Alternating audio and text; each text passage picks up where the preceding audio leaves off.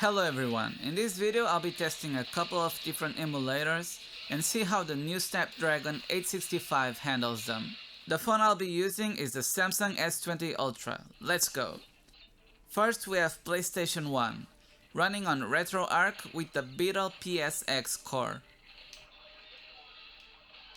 PlayStation is something that most phones out there can handle perfectly already, so I won't lose much time with this one. Just mentioning this for the ones who don't know.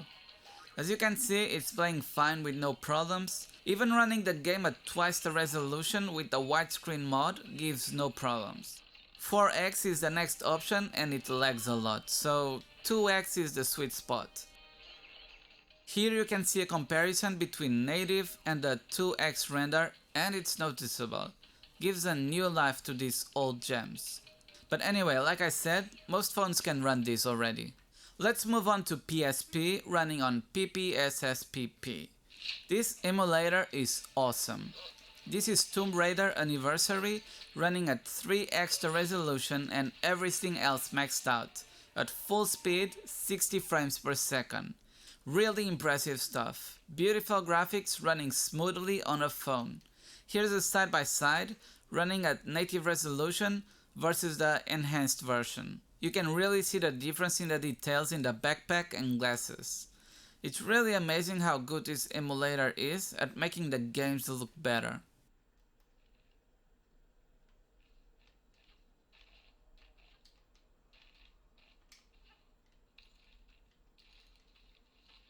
This is Gran Turismo running at 5x, full speed, 60 frames per second.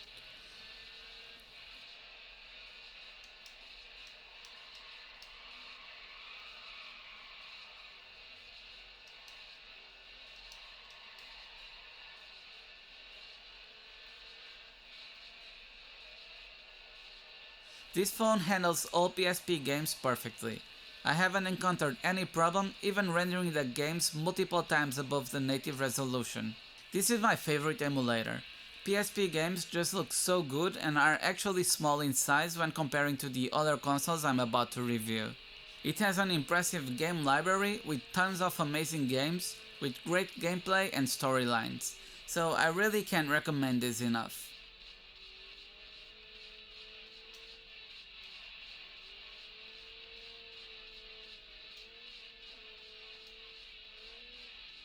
Next we have God of War Ghost of Sparta, running at 4x. You may notice when stuff gets too crazy, it drops a couple of frames, so I should have run it at 3x. But since it was running fine most of the time, I left it at 4.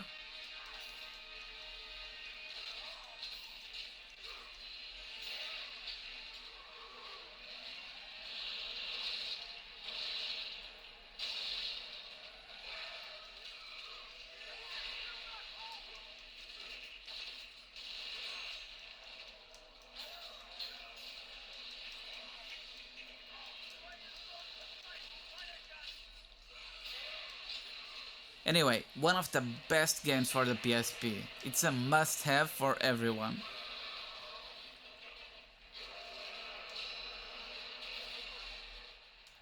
This is FIFA 08. The game runs locked at 25 FPS. I don't know if it has to do with being the European version, but other than that it runs fine at 5x. The game looks great overall, only when there's a close-up it shows its age.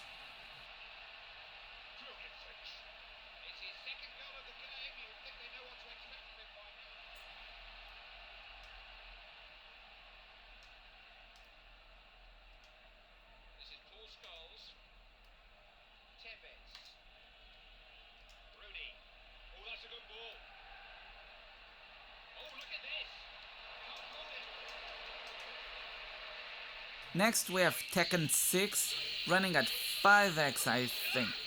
Solid 60 FPS.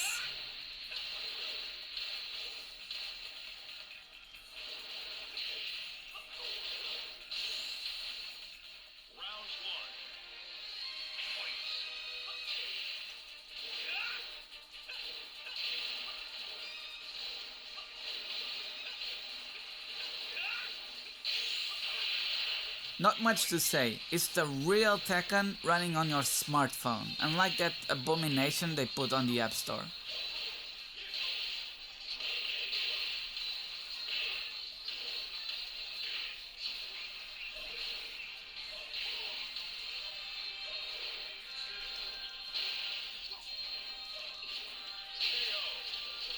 Next is the real test. Killzone Liberation is the hardest game for the emulator to run.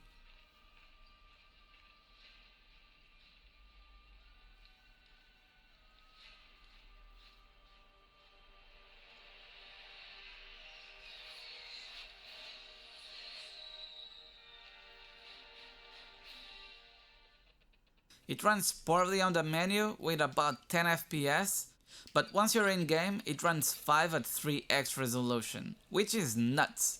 This is my favorite PSP game. I spent hours in the multiplayer back in the day.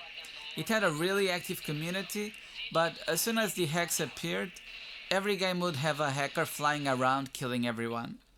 Most people stopped playing the game, and a couple months after they shut down the online servers. The game basically died overnight because someone found a way to hack it. Really sad stuff.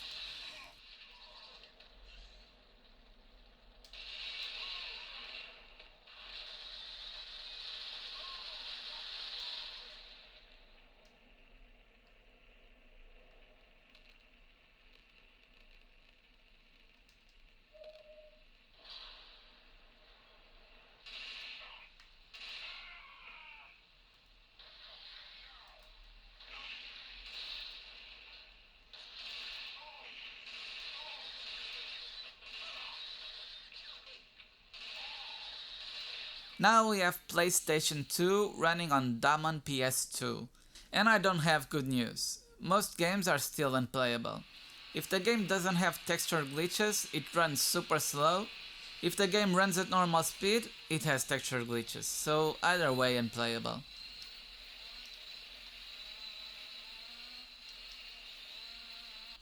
Tomb Raider Legend is one of my favorite games for the PS2, but runs super bad.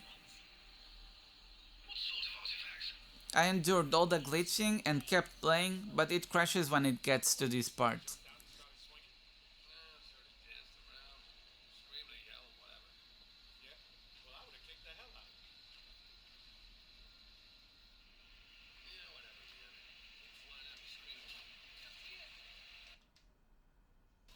Running the game at 240p, so half the native resolution, helps a bit, but the glitches are still there.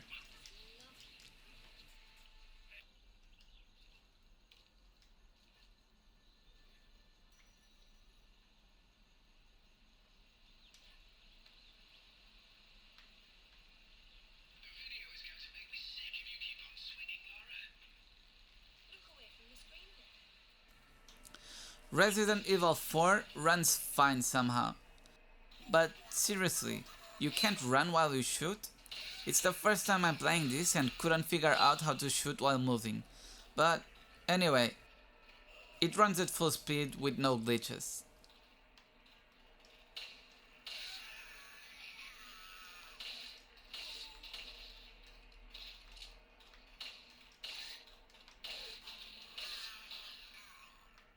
God of War 2 is also playable at basically full speed at 240p.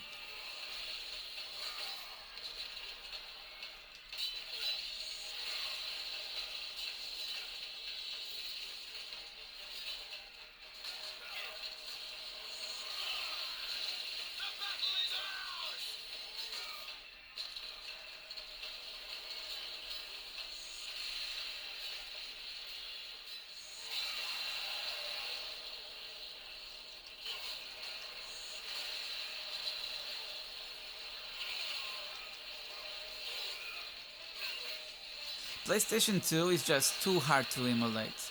It's not even about how strong PS2's hardware is. I read it has to do with the architecture used that makes it hard for modern processors to emulate it. Because look at this. This is Need for Speed Underground running on PS2.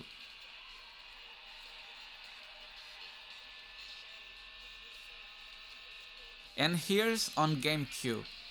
it just runs fine. So I don't think PS2 will be playable anytime soon. These days phones have more horsepower than a PS2 but still struggle a lot.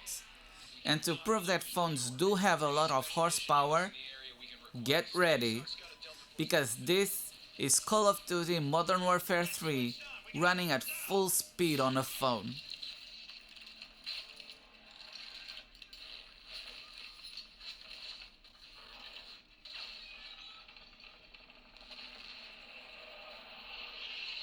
This is insane! Am I the only one surprised by this? This is a phone running a AAA title from not that long ago, and running it well. It's nuts! This is the Wii using Dolphin Emulator, and runs every game I tried flawlessly.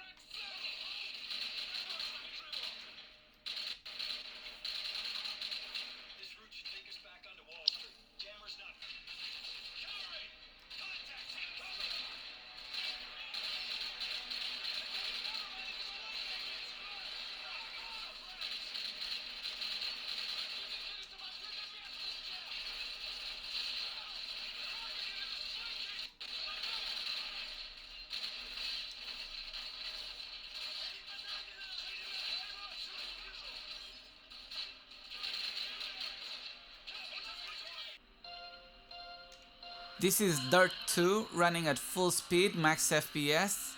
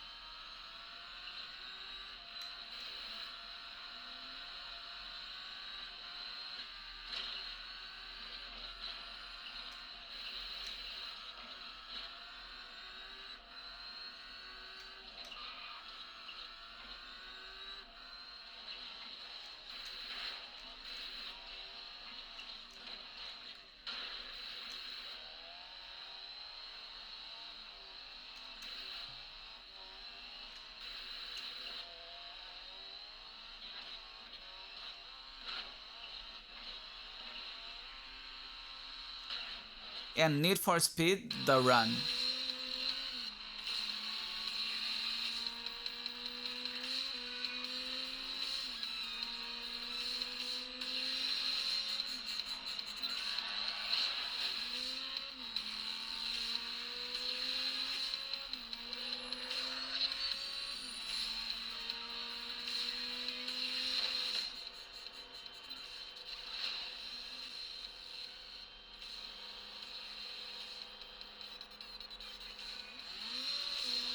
But seriously, Modern Warfare 3 on a phone is nuts. I'm amazed at the power of today's smartphones. You can connect it to a monitor for the ultimate portable console experience. This is an Asus USB-C monitor getting powered completely by the phone. You can connect another controller and play 2-player games. It's crazy. So, to finish this video, PlayStation is fine, PSP is fine, GameCube fine, PlayStation 2 don't bother, Wii fine. This is what you can expect from the Snapdragon 865. I hope you enjoyed this video and see you next time.